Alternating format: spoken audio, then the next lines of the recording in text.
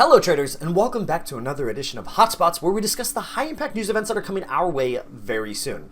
In today's video, we will be discussing the dates of Wednesday, September 20th through Saturday, September 23rd. Let's start with Wednesday, and there are a lot of total events today, so we're going to move fast. On Wednesday at 2 a.m. Eastern Time, high-impact news hits us out of the UK. 12 hours later, 2 p.m. Eastern Time, high-impact news hits us out of the US. 30 minutes after that, at 2:30 p.m., more high-impact news out of the US.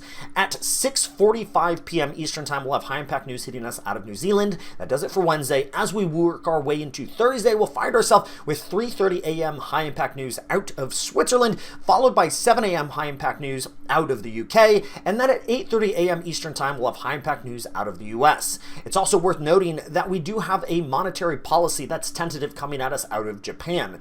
As we go into Friday, there's an awful lot of flash manufacturing PMI going on throughout Europe as well as the US. At 2 a.m. Eastern Time, high-impact news out of the UK. At 3:15 a.m., we have our first flash manufacturing PMI, and that is coming at us out of France. At 3:30 a.m. Eastern Time, we have a German flash manufacturing PMI. And then at 4:30 out of the UK, another flash manufacturing PMI. And then at 9:45 a.m. Eastern Time, we have our final flash manufacturing PMI out of the US. And yes, guys, man, there is a lot of them going on. And as we work our way into Saturday, the only thing we have to look out for is that time shifts in New Zealand. We'll see at 10 a.m. Eastern Time a daylight savings time shift. Good luck, happy trading, and I'll see you in the next one.